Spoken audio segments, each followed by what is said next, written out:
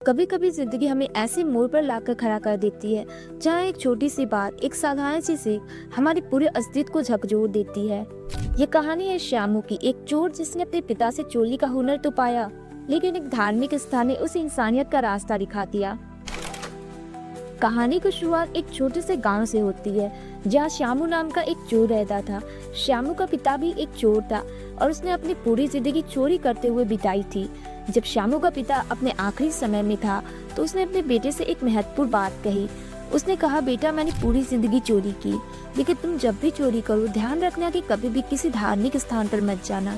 गलती से भी तुम्हारे कदम वहाँ मत पड़े, क्योंकि यदि तुम वहाँ गए तो तुम चोरी का धंधा भूल जाओगे। श्यामू ने अपने पिता की यह सलाह सुनी और उसे जीवन भर याद रखा, लेकिन समय के साथ श्यामू ने इस सलाह को नकारा और चोरी की आदत को जारी रखा। एक दिन वह एक घर में घुसा और ताला तोड़ने की तैयारी कर रहा था। वह अलमारी से सामान निकालने ही वाला था कि अचानक घर वालों की आंखें खुल गई और उन्होंने जोर से चिल्लाना शुरू किया, चोर चोर। घबराए हुए श्यामू ने भागने की कोशिश की और वह दौड़ते हुए पास के एक आश्रम में घुस गया। श्यामू के दिमाग में उस वक्त उसके पिता के दी हुई सलाह घुसने लगी।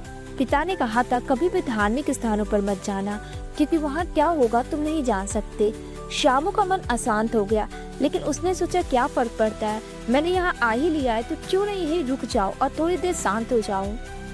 वह आश्रम में घुस गया और वह समझने की कोशिश करने लगा कि क्या करना चाहिए। आश्रम में एक सत्संग चल रहा था जहाँ कुछ लोग महात्मा जी से ज्ञान प्राप्त कर रहे थे। श्यामू ने सोचा, मैं कान बंद कर लूंगा ताकि मुझे कोई भी आवाज सुनाई न दे, लेकिन जैसे ही वह ये सोचता वह कुछ सुनने लगा।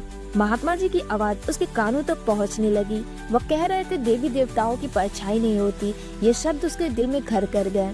सैनिक जो उसका पीछा कर रहे थे अब बहुत पास आ चुके थे।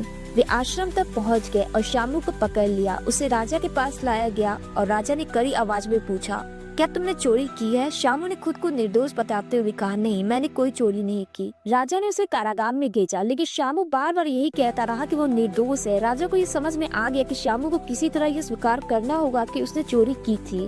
फिर राजा के मंत्रियों ने पता किया कि चोर किस भगवान की पूजा करता है। उन्हें पता चला कि वो देवी माँ की पूजा करता था। तो राजा के मंत्रियों ने एक योजना बनाई। उन्होंने एक ठगनी को देवी के रूप में तैयार किया। ठगनी ने देवी का रूप धारण किया, नकली भुजाएं और मशाल पकड़ी और शेर की पीठ पर सवार होकर रात के समय शोर मचाया। ठगनी देवी के रूप में श्यामू के पास पहुंची और उसे दर्शन देने के लिए सामने आई। श्यामू ने देखा और झुका, ये सोचते हुए कि वह वही देवी है जिनकी वह पूजा करता था। देवी ने उससे पूछा, क्या तुमने चोरी की है? श्यामू ने जवाब दिया, माँ, अगर मैंने चोरी की होती तो आपको सबसे पहले पता चलता। मुझे क्या छिपाने की जरूरत थी? ठगनी देवी की परछाई देखकर श्यामू को समझ में आ गया था कि वह धोखा खा रहा है। सैनिकों ने उसकी बात सुनी और समझ गए कि वो सच बोल रहा था। राजा ने उसे बरी कर दिया और श्यामू को इज्जत के साथ दरबार से बाहर भेज दिया। श्यामू अब समझ चुका था कि जीवन में कुछ चीजें आस्था और सत्य के माध्यम से बदलती है। दरबार से बाहर जाते हुए वो सोच रहा था सिर्फ एक लाइन, देवी देवताओं की परछाई नहीं होती, यानी मुझे मेरी गलती समझाती। श्यामू ने उस दिन के बाद चोरी का काम छोड़ दिया और सत्संग में जाने लगा। अब उसे समझ में आ गया था कि सही रास्ते पर चलने से जीवन सुधर सकता है। गलतियां करना इंसानी फितरत है, लेकिन उन्हें मानकर बदल जाना इंसान की सबसे बड़ी ताकत है। जो अपने अतीत से सीखता है वही अपने भविष्य को उजाला बना सकता है।